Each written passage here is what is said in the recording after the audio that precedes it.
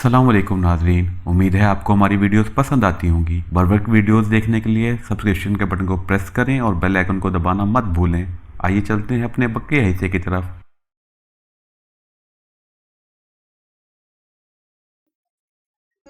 मुझे एक औरत और एक मर्द की आवाज़ सुनाई दी तो मैंने इसे फ़ौरन पहचान लिया। ये फॉस्टर की आवाज़ थी। तो तुम खुद ही से कॉल कर लो। औरत की आवाज़ सुनाई दी। कब से तो ट्राई कर रहा हूँ। इसके सेल फोन पर बेल तो जा रही है लेकिन वो मेरी कॉल रिसीव नहीं कर रहा है। न जाने वो क्या करता फिर रहा है। नॉनसेंस, फॉस्टर ने गुस्सीले लहजे में कहा। क्या तुम्हारे पास पाल्मर के साथियों के नंबर नहीं है? औरत ने पूछा। नहीं, पाल्मर अपनी मर्जी के आदमियों को साथ लेकर गया था, फॉस्टर ने कहा। तो फिर बेहतर है इंतज़ार कर लो। हो सकता है कि पाल्मर ऐसी पोजीशन में ना हो कि वो तुम्हारी कॉल रिसीव कर सके, औरत ने कहा। जाहिर है अब इंतज़ार करने के सिवा मैं और कर भी क्या सकता हूँ, फॉस्टर ने एक तवील सांस लेते हुए कहा। दोनों कुछ देर के लिए खामोश हो गए तो मेरे हाथ बेख्तियार अपनी जेब की तरफ चला गया।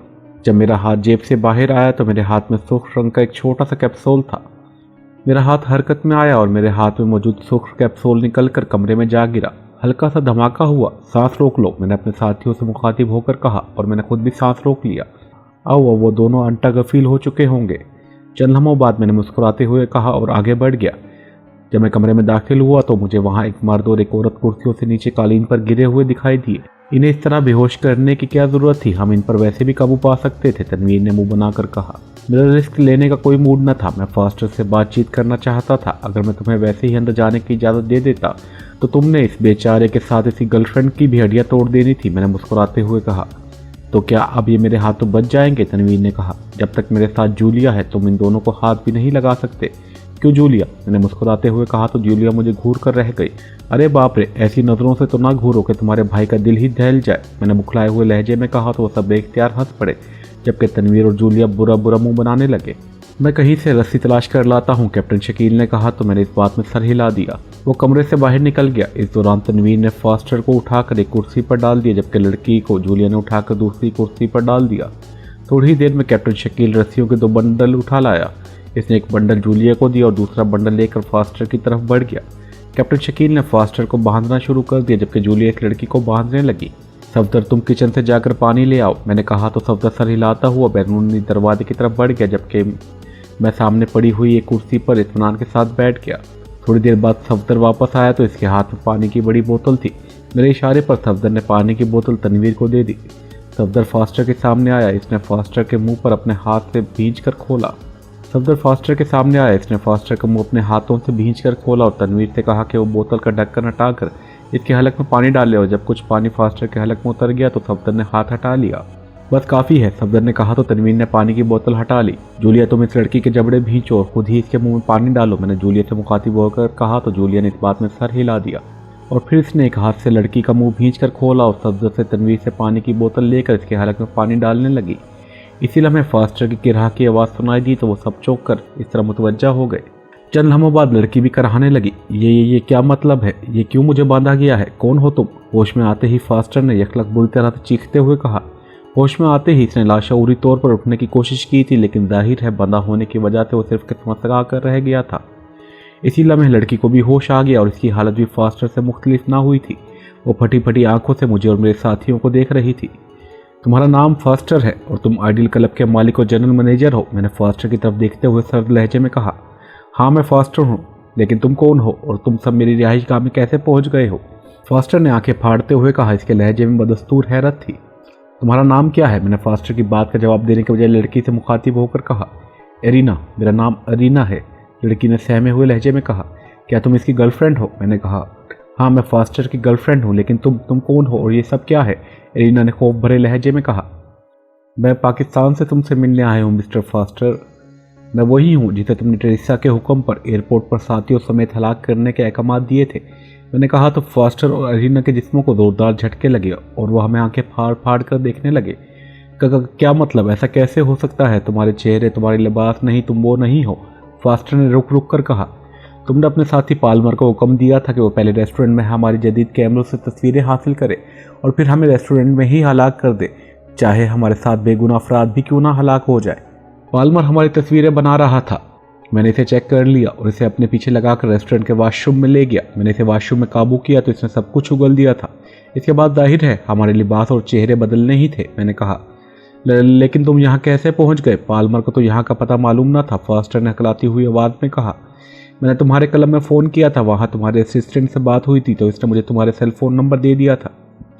इसके बाद मैंने आवाज़ बदल कर तुमसे बात की और फिर मेरे लिए यहाँ की इंक्वायरी से तुम्हारे सेल फ़ोन की लोकेशन मालूम करना मुश्किल साबित ना हुआ था। और सुनो, मैं तुम्हें ये सब कुछ इसलिए बता रहा हूँ ताकि तुम्हारे सवाल जवाब ख़त्म हो जाए और फिर तुम मेरे सवालों के इत्मीनान से जवाब दे सको। मैंने सर्द लहजे में कहा। कैसे सवाल? फास्टर ने कहा। टेरेसा को हमारे लिबास और मेकअप के बारे में कैसे मालूम हुआ था? मैंने कहा। इसके साथियों ने तुम्हें होटल में चेक कर लिया था, वो होटल के बाहर तुम्हारा इंतज़ार कर रहे थे। तुम और तुम्हारे साथी जिस मेकअप में थे वो तुम्हें पहले ही देख चुके थे। बाहर रहकर वो इंतज़ार कर रहे थे कि होटल से तुम किन होलियों में बाहर आओगे। जब तुम सब नए होलियों में बाहर आए तो टेरेसा को इतला दे दी गई। टेरेसा ने मुझसे रब्ता किया और मुझे तुम्हारे होलियों की तफसील बता दी।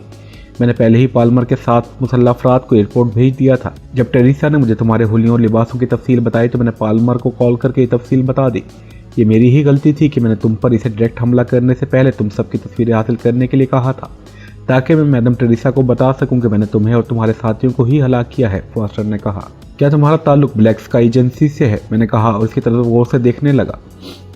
नहीं, हम टेरेसा और एंटोनियो के मातहत ग्रुप से ताल्लुक़ रखते हैं। इन दोनों ने यहाँ कई ग्रुप हायर कर रखे हैं जो इनके अहकामात पर अमल करते हैं। इन दोनों से हमारी तवक्को से ज़्यादा मुआवजा मिल जाता है, इसलिए हम इनके लिए हर हुक्म की तामील करते हैं।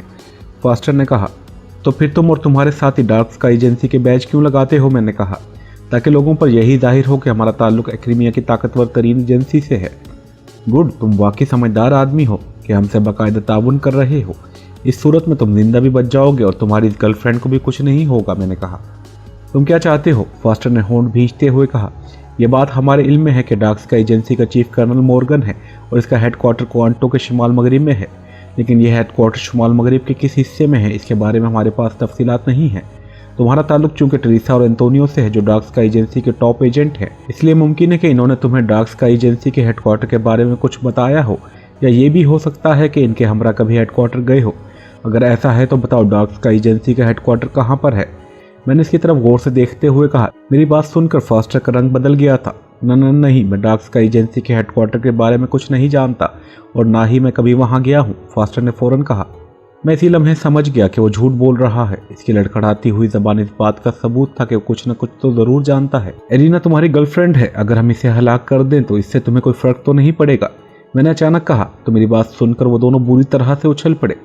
क्या मतलब है? ये तुम क्या कह रहे हो? एरिना ने बुरी तरह से चीखते हुए कहा। मैं तुमसे पूछ रहा हूँ फास्टर, जवाब दो। मैंने फास्टर से मुखातिब होकर कहा। ना ये डार्क स्काई एजेंसी से कोई ताल्लुक रखती है, ना ही इसका टेरेसा से कोई ताल्लुक है। ये मेरी गर्लफ्रेंड है। फास्टर ने गुस्से और परेशानी से मिले जुले लहजे में कहा।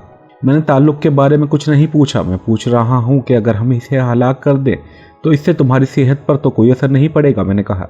लेकिन तुम इसे क्यों हलाक करना चाहते हो? फास्टर ने होंठ भींचते हुए कहा। मैं तुम्हें मौत का नज़ारा दिखाना चाहता हूँ ताकि तुम्हें अंदाज़ा हो सके कि भयानक मौत कैसी होती है। मैंने इत्मीनान भरे अंदाज में जवाब दिया। मैंने इशारा किया तो जूलिया ने अपने हैंडबैग से यकदम मशीन पिस्टल निकाल लिया। मशीन गन एरिना के सर से लगा दो। मैंने कहा तो जूलिया आगे बढ़ी और इसने मशीन पिस्टल की नाल एरिना के सर के साथ लगा दी। एरिना का रंग जर्द हो गया था और उसके जिस्म में थरथराहट तोड़ गई। वो बेहद खौफजदा दिखाई दे रही थी। फास्टर की हालत भी इससे मुख्तलिफ ना थी। सुनो, मेरी बात सुनो, रुक जाओ, इसे मत मारो। मुझे वाकई मालूम नहीं है कि डार्क स्काई एजेंसी का हेडक्वार्टर कहाँ है। मैं सच बोल रहा हूँ, फॉर गॉड सेक मेरी बात का यकीन करो। फास्टर ने बुरी तरह से चीखते हुए कहा। मैं 3 तक गिनूंगा जूलिया, फिर तुम एरिना के सर के पर खिच्चे उड़ा देना। मैंने जूलिया से मुखातिब होकर कहा। ओके, जूलिया ने स्पॉट लहजे में कहा तो एरिना का रहे सही ओसान भी खता हो गए। ये तुम क्या कर रहे हो? नॉनसेंस फास्टर, तुम इन्हें बता क्यों नहीं देते कि हेडक्वार्टर कहाँ है? मुझे मालूम है कि तुम जानते हो, बता दो इन्हें। हमें इससे कोई फ़र्क नहीं पड़ेगा वरना ये लोग हमें हलाक कर देंगे। बता दो इन्हें। अचानक एरिना ने बुरी तरह से चीखते हुए कहा तो मेरे लबों पर बेइख्तियार मुस्कुराहट आ गई। एरिना की बात सुनकर मेरे साथियों के चेहरे भी मुसर्रत से खिल उठे थे। एरिना तुमसे ज़्यादा दहीन है फास्टर, अब बोलो। मैंने कहा। एरिना की बात सुनकर फास्टर का रंग भी बदल गया था। इसके चेहरे पर गुस्से की सुर्खी उभर आई थी। वो निहायत गुस्सीली नज़रों से एरिना की तरफ देख रहा था, जैसे एरिना ने यह बात करके इसे शदीद तकलीफ पहुंचाई हो। नहीं, एरिना झूठ बोल रही है। मैं हेडक्वार्टर के बारे में कुछ नहीं जानता। बेशक तुम इसे और मुझे भी गोली मार दो, मैं कुछ नहीं जानता। फास्टर ने इंतहाई सख्त लहजे में कहा। इसके लहजे से लग रहा था जैसे इसने इस बात का कतई फैसला कर लिया हो कि वो कुछ नहीं बताएगा। ओके, जैसे तुम्हारी मर्जी। मैंने एक तवील सांस लेते हुए कहा। मैं इसे गोली मार देती हूँ, जूलिया ने कहा। नहीं, अभी रुक जाओ, फिलहाल तुम इसके मुंह में रुमाल ठूंस दो। मैंने कहा। क्या ज़रूरत है, गोली मारकर ख़त्म करो इस किस्से को, तनवीर ने भड़क कर कहा।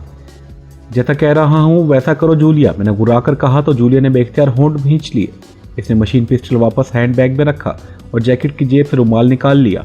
फिर इसने एक हाथ से रीना के जबड़े पकड़े और इसे भींच कर इसका मुंह खोला और दूसरे हाथ से इसके मुंह में रुमाल ठूंस दिया। इसी लम्हे मैंने अपने कोट की जैकेट से एक तेज धार खंजर निकाल लिया। मेरे हाथ में खंजर देखकर इन दोनों के चेहरों पर खौफ के तासुरात नमूदार हो गए। मैं उठा और खंजर लेकर फास्टर के करीब आ गया। क्या मतलब ये खंजर, तुम क्या करना चाहते हो? फास्टर ने मेरे हाथ में खंजर देखकर खौफ भरे लहजे में कहा। तुमने मरने का फैसला किया है, मरने से पहले मैं तुम्हें मौत की अजियत का अंदाज़ा कराना चाहता हूँ।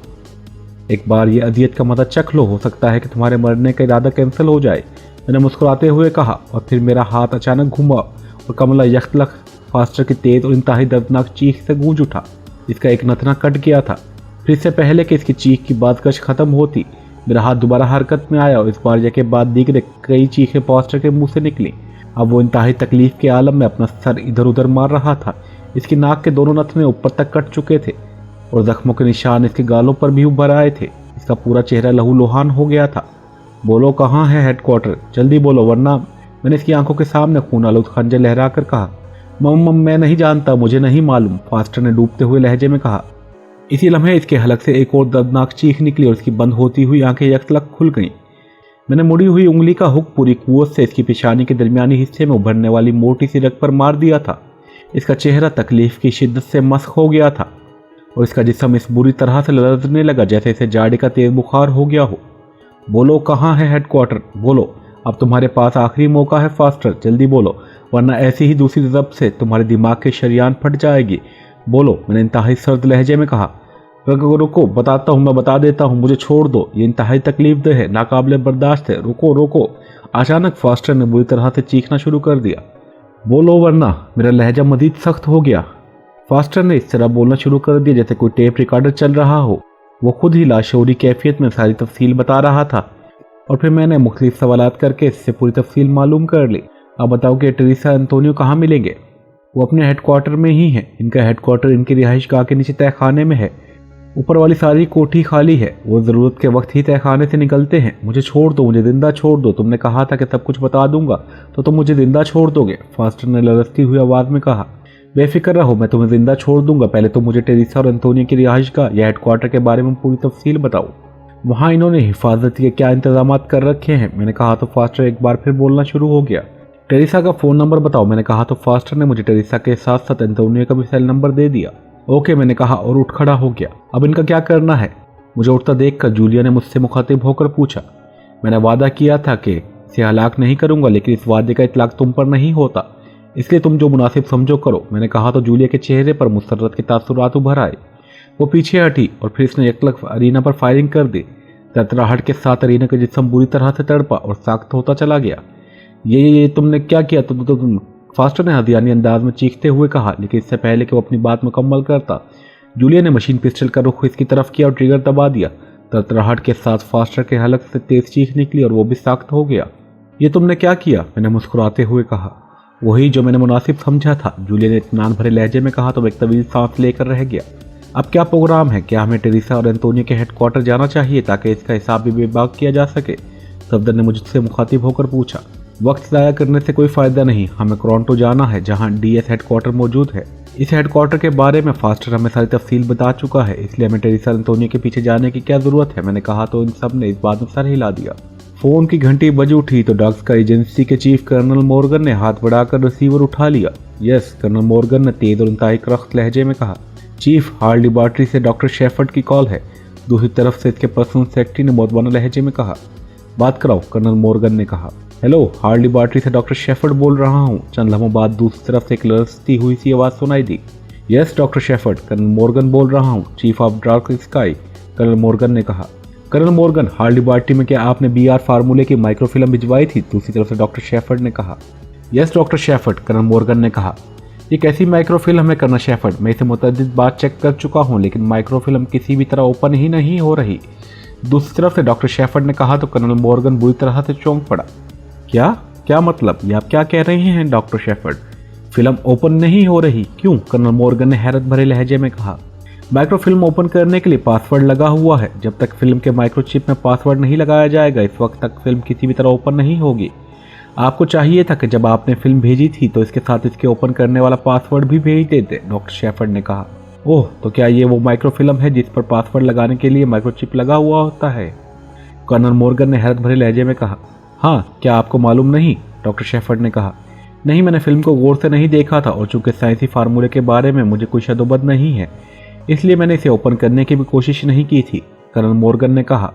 बहरहाल आप मुझे पासवर्ड बताएं ताकि मैं इस फिल्म को ओपन करके अपने मास्टर कंप्यूटर में कॉपी कर सकूं, डॉक्टर शेफर्ड ने नागवारी से कहा। लेकिन मेरे पास तो इस फिल्म का पासवर्ड नहीं है, कर्नल मॉर्गन ने कहा। क्या मतलब? जब आपके पास इस फिल्म को ओपन करने का पासवर्ड नहीं था तो फिर आपने फिल्म मुझे क्यों भिजवाई थी? दूसरी तरफ से डॉक्टर शेफर्ड ने गुस्सीले लहजे में कहा। मुझे इस बात का इल्म ही नहीं था कि यह माइक्रोफिल्म मास्टर कॉपी है जिसे कोड लगाकर पैक किया जा सकता है। अगर मालूम होता तो मैं इसका पासवर्ड भी हासिल कर लेता, कर्नल मॉर्गन ने कहा। अगर आपके पास इस फिल्म को ओपन करने का पासवर्ड नहीं है तो फिर इस फिल्म का कोई फायदा नहीं है, कर्नल मॉर्गन। ना इस फिल्म के अंदर मौजूद फार्मूले को चेक किया जा सकता है और ना ही इसी कोई कॉपी की जा सकती है, डॉक्टर शेफर्ड ने गुस्सीले लहजे में कहा। तो कर्नल मॉर्गन बेख्तियार होंठ भींच कर रह गया। तो फिर अब क्या किया जा सकता है, कर्नल मॉर्गन ने कहा। करना क्या है? अगर इस फिल्म का पासवर्ड नहीं मिला तो फिर ये फिल्म हमारे लिए बेकार है। ये मास्टर फिल्म है जिसे अगर हमने गलत पासवर्ड लगाकर खोलने की कोशिश की तो फिल्म में मौजूद सारा फार्मूला वाश हो जाएगा, डॉक्टर शेफर्ड ने कहा। तो कर्नल मॉर्गन ने बेख्तियार होंठ भींच लिए। ओह, आप मुझे थोड़ा वक्त दें, मैं पता करता हूँ कि इस फिल्म को ओपन करने का पासवर्ड क्या है, कर्नल मॉर्गन ने कहा। ओके, जैसे ही आपको पासवर्ड मिले मुझे फ़ौरन फ़ोन करके बताएं। गुड बाय, दूसरी तरफ से डॉक्टर शेफर्ड ने गुस्सीले लहजे में कहा और इसके साथ ही से राब्ता ख़त्म कर दिया। कर्नल मॉर्गन ने रिसीवर केडल पर रख दिया। इसके चेहरे पर हैरत के साथ तशवीश के तासुरात उभर आए थे। ये क्या हो गया? क्या डॉक्टर मोहसिन शरादी ने हमसे धोखा किया था? इसने फिल्म में फार्मूले की कॉपी बनाकर इसे लॉक कर दिया था, लेकिन क्यों? कर्नल मॉर्गन ने होंठ भींचते हुए कहा। रॉडनी और वो सारे एजेंट हलाक हो चुके हैं जिन्होंने इस फार्मूले के असूल के लिए काम किया था। शायद इस फिल्म के पासवर्ड के बारे में रॉडनी, मार्टिन या फिर मैगी को कुछ मालूम होता, कर्नल मॉर्गन ने बुड़बुड़ाते हुए कहा। वो चंद लम्हे सोचता रहा, फिर कोई ख्याल आया तो इसने हाथ बढ़ाकर फ़ोन का रिसीवर उठाया और तेज़ी से नंबर प्रेस करने लगा। White club. राब्ता मिलते ही एक मर्दाना आवाज़ सुनाई दी। चीफ बोल रहा हूँ, रॉजर से बात कराओ, कर्नल मॉर्गन ने करख्त लहजे में कहा। यस चीफ, रॉजर बोल रहा हूँ। चंद लम्हों बाद रॉजर की आवाज़ सुनाई दी। रॉजर, तुमने कहा था कि मैगी ने तुमसे रब्ता किया था और उसने तुम्हें सारी तफसील बताई थी कि रॉडनी ने कैसे डॉक्टर मोहसिन शरादी से VR फार्मूला हासिल किया था, कर्नल मॉर्गन ने कहा। यस चीफ, दूसरी तरफ से रॉजर ने जवाब दिया। क्या तुम्हें मैगी ने बताया था फार्मूला मास्टर फिल्म में मौजूद है, कर्नल मॉर्गन ने कहा। Master film? No chief, Maggie ने तो मुझे ऐसी कोई बात नहीं बताई थी। क्यों, क्या हुआ? रॉजर ने चौंक कर और हैरत भरे लहजे में कहा। तो क्या इससे तुम्हें कोई पासवर्ड भी नहीं बताया था, कर्नल मॉर्गन ने होंठ भींचते हुए कहा। नो चीफ, मुझे इसने कोई पासवर्ड भी नहीं बताया था, रॉजर ने कहा। ओहो, मुझे जो माइक्रोफिल्म मिली थी मैंने क्रीमिया की हार्ड लेबॉर्ट्री में भिजवा दी थी ताकि लेबॉर्ट्री के इंचार्ज डॉक्टर शेफर्ड इस फार्मूले को चेक करें और इसे एक्रीमिया के लिए काबिल अमल बनाएं। एक्रीमिया के लिए भी ऐसे ही ब्राइट रेज मिसाइल ईजाद करें जैसे पाकिस्तान तैयार कर रहा है। अभी थोड़ी देर पहले मेरी डॉक्टर शेफर्ड से फ़ोन पर बात हुई है। इनका कहना है कि इन्होंने माइक्रोफिल्म चेक की है। ये मास्टर माइक्रोफिल्म है जिसमें पासवर्ड लगाने वाली माइक्रोचिप लगी हुई है और फिल्म को बाकायदा पासवर्ड लगाकर लॉक कर दिया गया है। चिप पर जब तक पासवर्ड नहीं लगाया जाएगा इस वक्त तक फिल्म में मौजूद फार्मूले को न चेक किया जा सकता है, ना ही इसकी कॉपी की जा सकती है, कर्नल मॉर्गन ने कहा। ओह, मैं इस बात से कतई बेखबर हूँ चीफ कि माइक्रोफिल्म को ओपन करने के लिए पासवर्ड लगा हुआ है। मुझे जो बातें मैगी ने बताई वो सब बातें मैंने आपको बता दी थी, रॉजर ने परेशानी के आलम में कहा। डॉक्टर शेफर्ड का कहना है कि अगर इस फिल्म का पासवर्ड ना मिला तो ये माइक्रोफिल्म इनके लिए बेकार है। मास्टर माइक्रोफिल्म पर अगर गलत पासवर्ड लगाने की कोशिश की गई तो इसमें मौजूद तमाम मवाद वाश हो जाएगा, कर्नल मॉर्गन ने कहा। ओह, ये तो बैड न्यूज़ है। इस फार्मूले के असूल के लिए ना सिर्फ हमने कसीर सरमाया लगाया है बल्कि हमने अपने मुतअद्दिद एजेंटों को भी ख़त्म कर दिया है ताकि किसी को इस बात का इल्म ना हो सके कि VR मिसाइल का फार्मूला हमारे पास मौजूद है, रॉजर ने कहा।